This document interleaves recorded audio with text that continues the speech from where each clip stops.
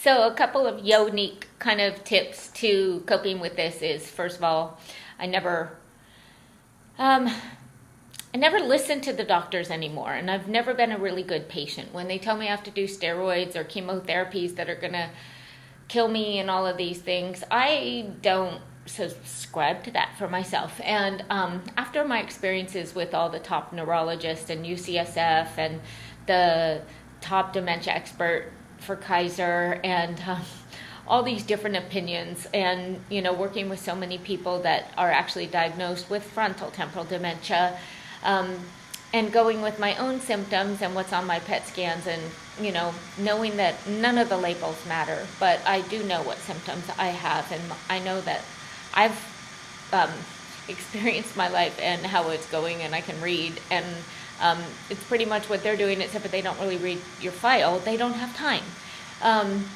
We all know that all doctors right now are burnt out.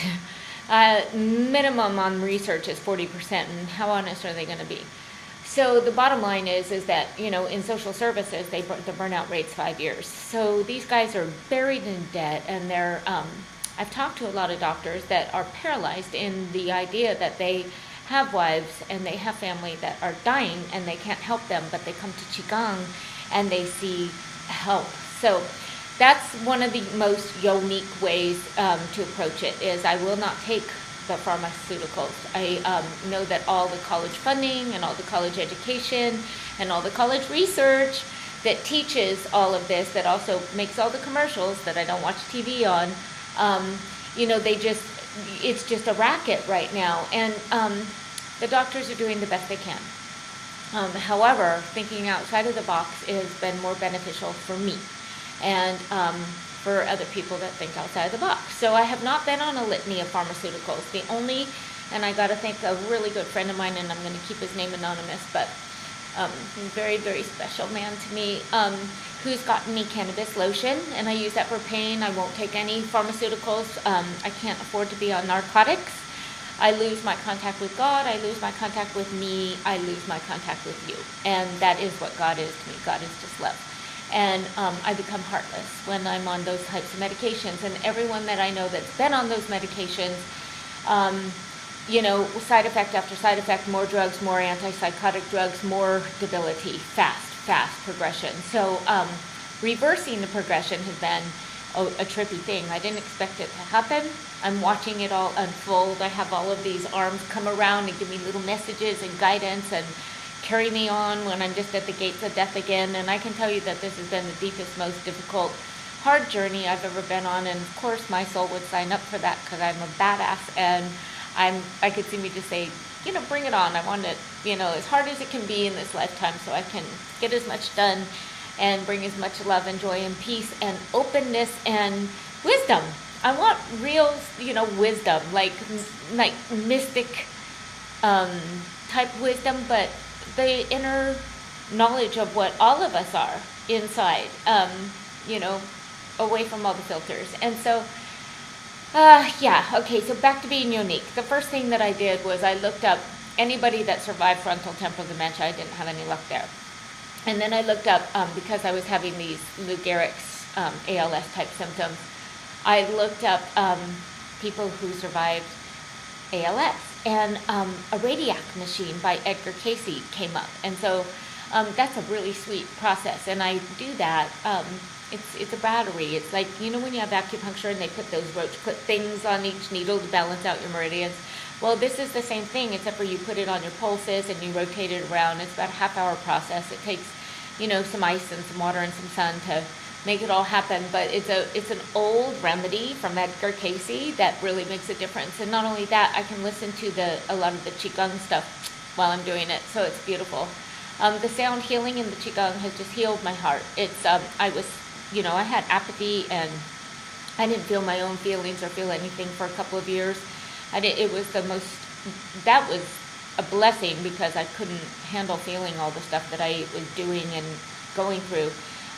But it was also a curse, because I couldn't feel any love. I just felt flat. And the sound healing brought back my heart space. And so I didn't see that coming. And I didn't see any of these answers coming. I didn't see the Qigong coming.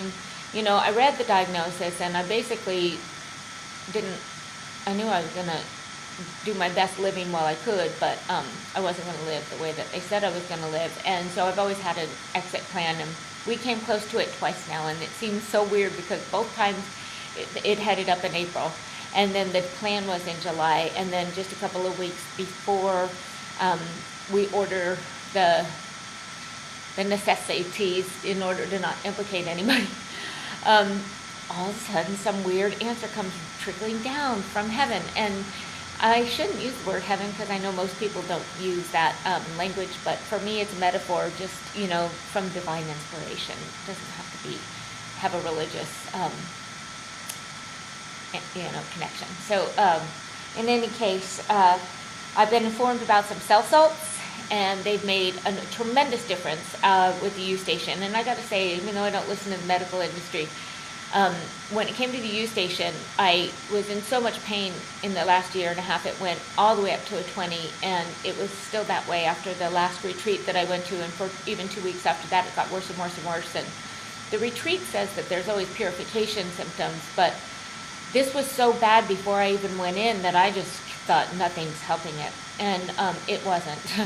I was doing Qigong all day, and I was having improvements on all kinds of other counts as far as my symptoms and progression and my capacity and my abilities. And I just can't even begin to tell you how many improvements I've had. I've had just, you know, mind-blowing things stop.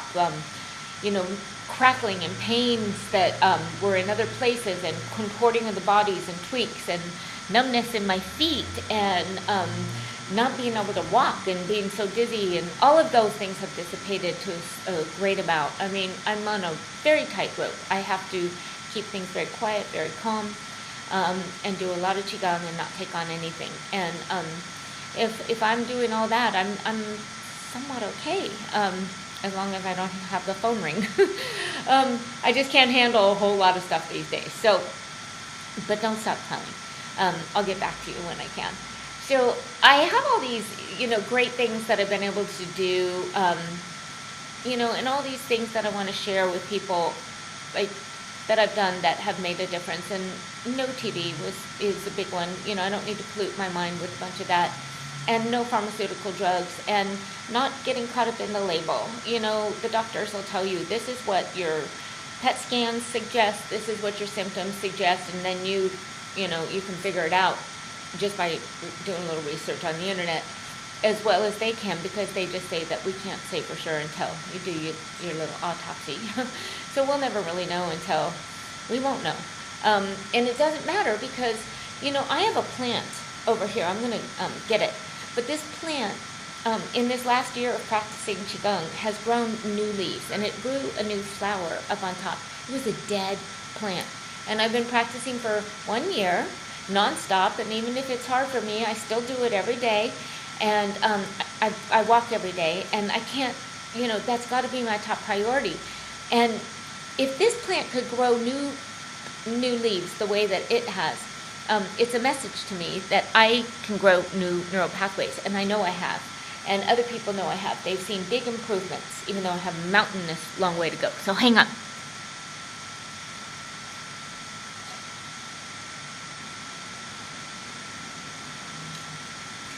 This is my plant. So if you see down here, this was a dead plant down here, and this new leaf, look how shiny that guy is. That just popped up.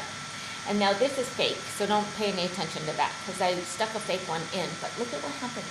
On top of these stems are these beautiful new leaves.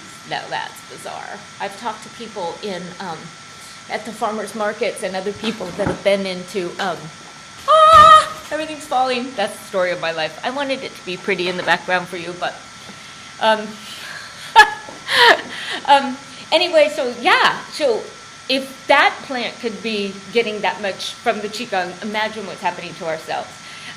You know, if we're 98% water, and, you know, water vibrates to sound, you can see how the sound healing really works. And I've rolled my eyes at that sound healing, because I've been working on healing and teaching and unlearning and learning, starting out 27 years ago and 12 steps and just massive amounts of personal growth development work. And thank God, because I couldn't stand the way I was. And I'm so proud of myself for how far I've come in this lifetime. I'm just really impressed that you can make those kinds of changes and become whoever you want to be. And just having love as the operating system has just been such a gift for me and everyone that I'm involved with.